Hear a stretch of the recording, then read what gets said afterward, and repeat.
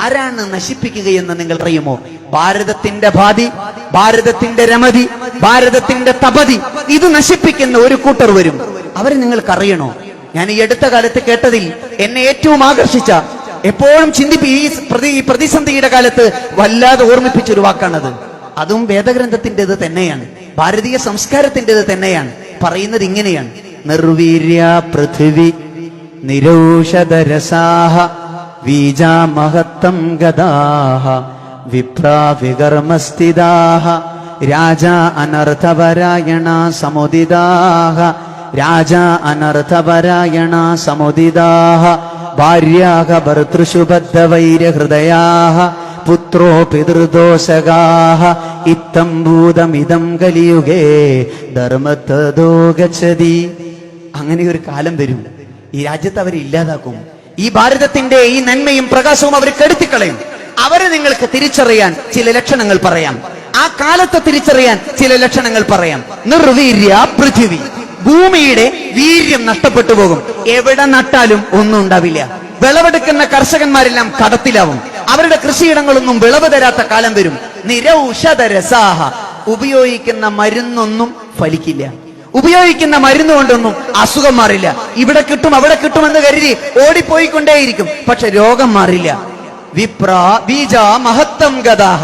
ഓർക്കണം നിങ്ങൾ, അങ്ങനെ ഒരു കാലം വന്നാൽ മഹത്വമുള്ള സ്ഥാനങ്ങളിലെല്ലാം മഹത്വം അശേഷമില്ലാത്ത മനുഷ്യർ കയറിയിരിക്കുന്ന കാലം വരും. ബീജ മഹത്വം ഗദാഹ, മഹത്വം തൊട്ടു തീണ്ടിയിട്ടില്ലാത്തവർ മഹാത്മ്യമുള്ള ഇടങ്ങളിൽ കയറിയിരിക്കും. അവര് വിപ്രാ വികർമ്മസ്ഥിതാഹ, അവരിലെ വിവരമുള്ള ആൾക്കാരൊക്കെ വാ തുറന്നാൽ സുകർമ്മം പറയില്ല, വികർമ്മം പറയും. വിവരക്കേടുകൾ പറഞ്ഞുകൊണ്ടേ ഇരിക്കും. വിവരമുള്ളവരെല്ലാം അവരുടെ വായ എടുത്ത് വികർമ്മങ്ങളും വിവരക്കേടുകളും പറയും. തീർന്നില്ല. രാജാ അനർത്ഥപരായണ സമുദിതാഹ, അന്ന് രാജ്യം ഭരിക്കുന്ന ആള് രാജ. അനർത്ഥപരായണ സമുദിതാഹ, ചെയ്യുന്നതും പറയുന്നതും മുഴുവൻ അനർത്ഥങ്ങൾ മാത്രമായിരിക്കും. രാജ്യം ഭരിക്കുന്ന ആള് എന്ത് ചെയ്താലും അനർത്ഥമായിരിക്കും. നോട്ട് നിരോധിച്ചാലും അങ്ങ് പൗരത്വം നിരോധിച്ചാലും രണ്ടും രാജ അനർത്ഥപരായണ സമുദിതാഹ. അവരെ നിങ്ങൾക്ക് അറിയണ്ടേ? എങ്ങനെ മനസ്സിലാക്കും? ഭാര്യാഹ ഭർതൃഷു ബദ്ധവൈരഹൃദയാഹ, ഭാര്യയും ഭർത്താവും തെറ്റിക്കടന്നു പോകുന്നു. ഭാര്യയും ഭർത്താവും ശത്രുക്കളെ പോലെ അവരൊന്നിച്ച് ജീവിക്കില്ല. പുത്രോ പിതൃദോഷകാഹ, പുത്രനേക്കാൾ വലിയ കള്ളൻ പിതാവ്, പിതാവിനേക്കാൾ വലിയ കള്ളൻ പുത്രൻ. പുത്രോ പിതൃദോഷകാഹ, പുത്രന് ദോഷം പിതാവ്, പിതാവിന് ദോഷം പുത്രൻ.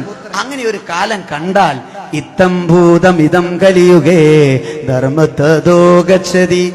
അങ്ങനെ കാലം വന്നാൽ രാജ്യത്തെ മുസ്ലിമീങ്ങൾക്ക് മാത്രമൊന്നുമല്ല, ആ ഭാരത സംസ്കാരം പറയാണ്, അവരുടെ കയ്യിൽ ഭാരതത്തെ കിട്ടിയാൽ ധർമ്മത്തിന് പോലും ഗതി പിടിക്കില്ല എന്ന് ആർഷഭാരതം ഉപനിഷത്തുകളിലൂടെ പഠിപ്പിക്കുകയാണ്. എന്നിട്ടല്ലേ ഒരു മതം, എന്നിട്ടല്ലേ ഒരു വിഭാഗം, എന്നിട്ടല്ലേ ഒരു ഭാഷ, എന്നിട്ടല്ലേ ഒരു ദേശം. രാജ്യത്ത് ധർമ്മമാണല്ലോ നിലനിൽക്കേണ്ടത്. ആ ധർമ്മം പോലും ഗുണം പിടിക്കില്ല അവരുടെ കൈകളിൽ കാര്യമെത്തിയാൽ. അതുകൊണ്ട് ജാഗ്രവത്താകുക. എന്നിട്ട് ഇത് പറഞ്ഞിട്ട് സ്വാമി വിവേകാനന്ദൻ പറഞ്ഞു, ഇതിന് പരിഹാരം ഉണ്ടാക്കണമെങ്കിൽ ഉത്തിഷ്ഠത, ജാഗ്രത, പ്രാത്യപരാൻ നിബോധിത. 3 കാര്യങ്ങൾ. ഉത്തിഷ്ഠത, ഉറങ്ങരുത്, ഉണരുക. ശാഖീനുകൾ പോലെ കത്തിജ്വലിക്കുന്ന ആവേശത്തോടെ ഉണരുക. ഉത്തിഷ്ഠത, ജാഗ്രത, വിജിലന്റ് ആവുക. ഒരു നിമിഷം പോലും വിശ്രമിക്കാതെ ബോധ്യത്തോടെ, നമ്മൾ അല്പത്തരത്തോടു കൂടിയല്ല, അമിതമായ വിശ്വാസത്തോടു കൂടിയല്ല, ജാഗ്രതയോടെ നോക്കിയിരിക്കുക. മാത്രമല്ല പ്രാപ്ത്യവരാൻ നിബോധിത, ഒന്നിച്ച് നിൽക്കാൻ. അതിൽ നിങ്ങളുടെ കഴിവോ കലയോ കായികമോ ഒന്നുമില്ല. ഒന്നിച്ച് നിൽക്കാനുള്ള നിബോധിത, ചേർന്ന് നിൽക്കാനുള്ള പ്രാപ്തി കൈവരിക്കുക. എല്ലാ മതിൽക്കെട്ടുകളും ഭേദിച്ച് ഒന്നിച്ചു ചേരാനുള്ള പ്രാപ്തി കൈവരിക്കുക. ഇത് 3 വന്നാൽ ഈ മൂല്യക്കെടുതികൾ, ഈ മാലിന്യങ്ങൾ പിഴുതെറിയപ്പെടുക തന്നെ ചെയ്യും. ആ പിഴുതെറിയപ്പെടുന്ന കാലത്തിന് വേണ്ടി കാത്തിരിക്കേണ്ടവരാണ് ഞാനും നിങ്ങളും. അങ്ങനെ ശ്രമിക്കുമ്പോൾ കാലം മാറും, സമൂഹം മാറും, മനുഷ്യൻ മാറും.